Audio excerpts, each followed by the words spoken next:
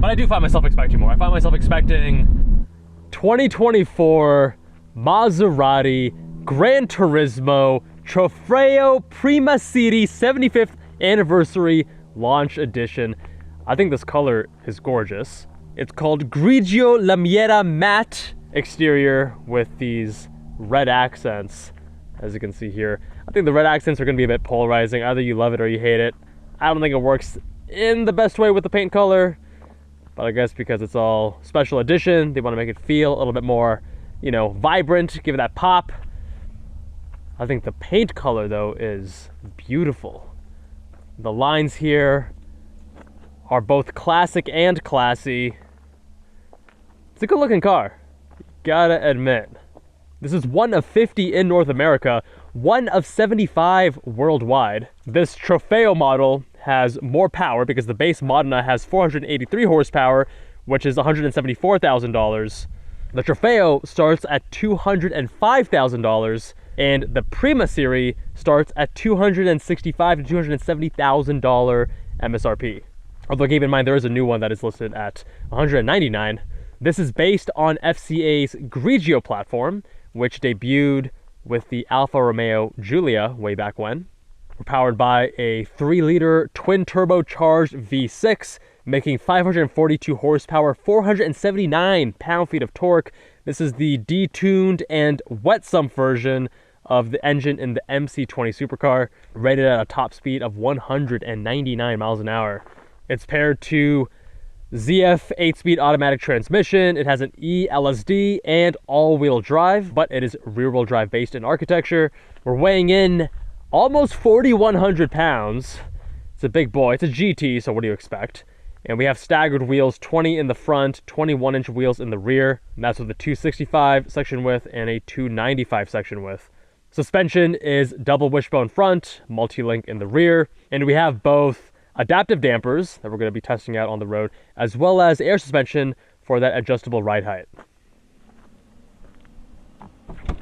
It's got those fake door handles that are more haptic based.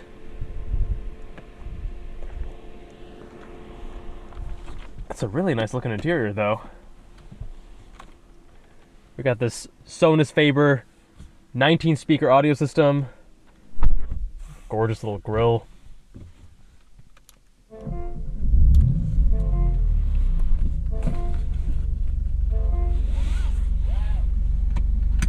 And the Nettuno engine comes to life. We've got a wireless phone charger. Nice touch. This is all, as you can see, touchscreen. This is pretty tidy though. Okay, all right.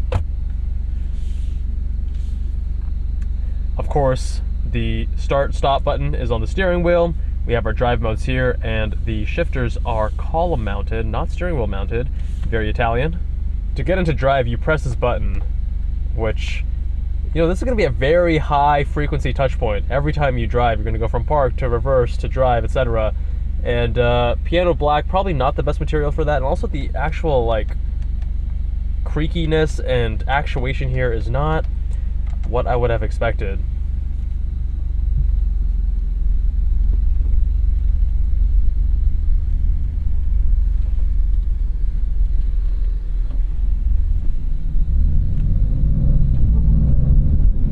Go into manual mode actually. Very light steering. Woo-hoo. Makes a fun little fart though on the upshifts. A little bit floaty, very comfortable. So now we're gonna go into, let's go all the way hardcore Corsa mode. You can see this icon flashing here. We're lowering the car. And it's H, so hard. And although we can toggle between hard and the softer mode with this button right here.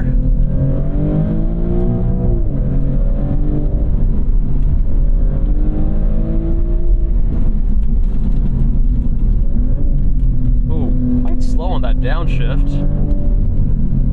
These seats are nice and comfortable and supportive. I like that.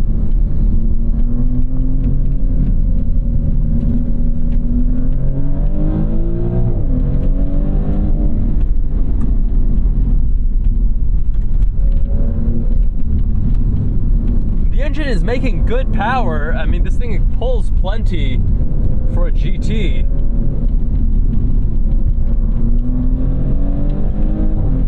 Although it doesn't have quite the same level of top end, that character, I should say, that I would want and expect from an Italian sports or GT car.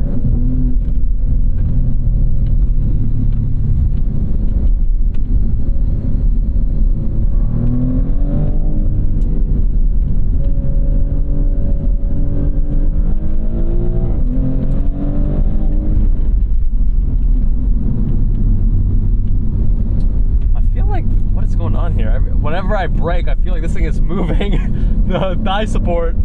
Am I just imagining that? All right, let's do a pull here.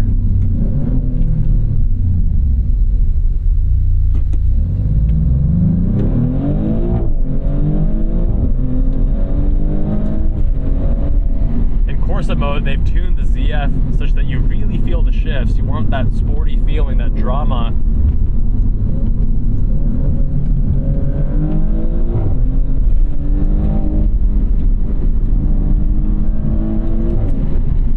Weighs over 4,000 pounds, you gotta admit this thing does handle its weight pretty well.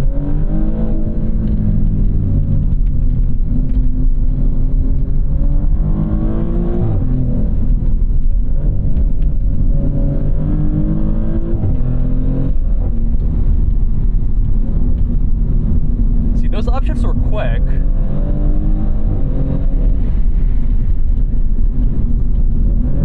Sometimes the downshifts are kind of slow, like right there from third to second. But sometimes they're quick, so not very consistent.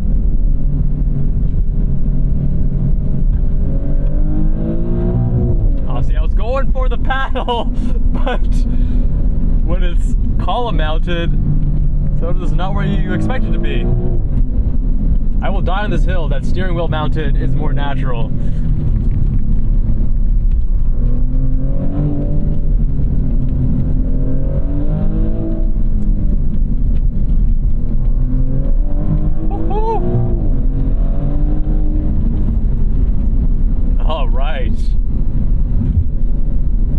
Brakes are quite natural, definitely more GT than sports car, which again is what you'd expect. The steering being quite light, you get used to it. You don't really want an overly heavy steering rack in a GT anyways, so I'm not going to fault it on that. Of course, you're not getting really any feedback. Going more GT and comfort here than razor sharp engagement.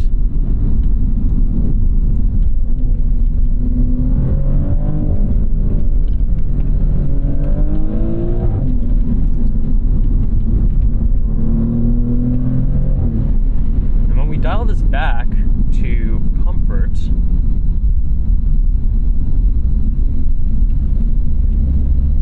huge magnitude change in terms of the suspension character.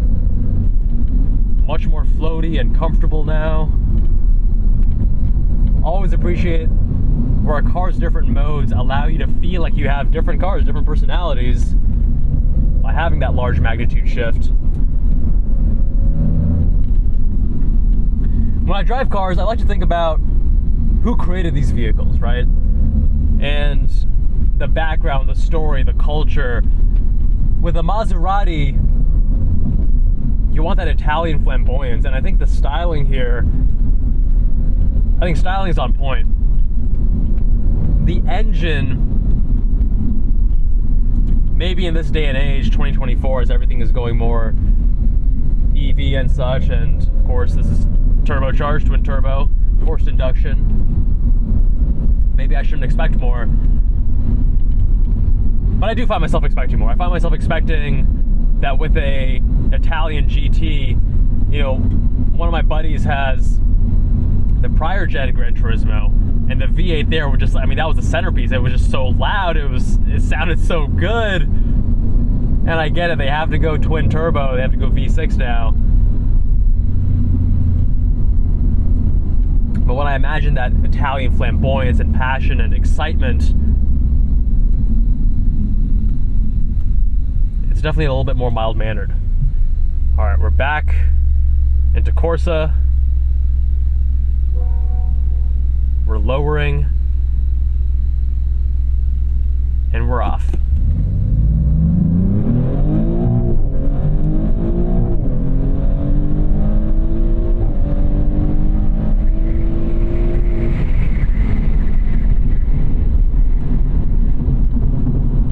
Getting a bit of wind noise from some whistling. If you guys are listening with headphones, we have binaural mics, so it's actually going to feel like you're here, and you'll hear the noise coming from that corner right there, but only if you're wearing headphones.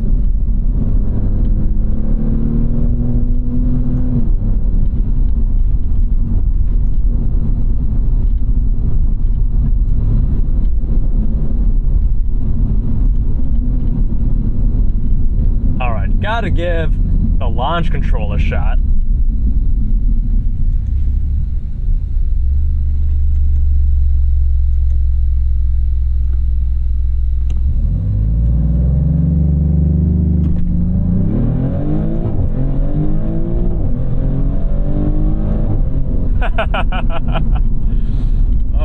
That's a lot better.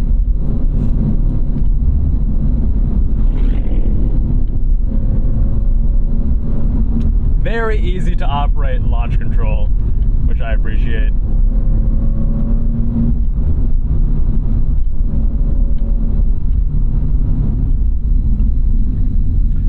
And we'll give it one more launch.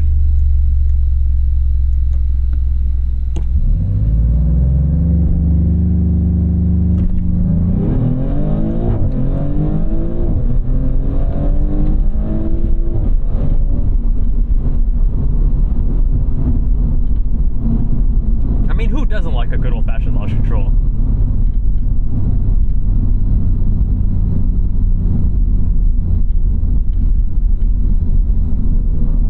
I'm sure this is a car that my girlfriend would love, so as a press vehicle, this would probably be one of her favorites. She complains that my Miata and my Amira are not comfortable enough. I think this looks good, it has a nice color. It's comfortable. The interior, I think, for a modern vehicle is actually quite nice. I mean, the screen levels, the resolution, the black levels, it's all very nice. This, I wish analog, just it feels so much classier when you have analog. But really nice materials, like the design. They did a good job. Oh, this Plaid. Gonna show us how it's done. Can we keep up? Jeez, that thing is a rocket!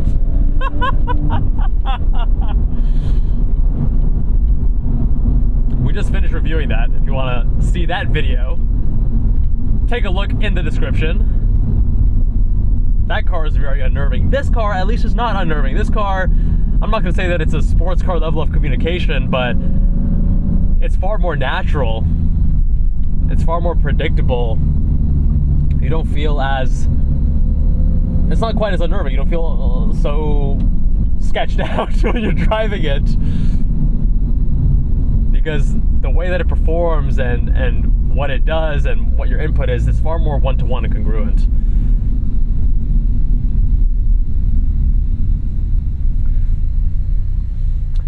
I think this is a cool car.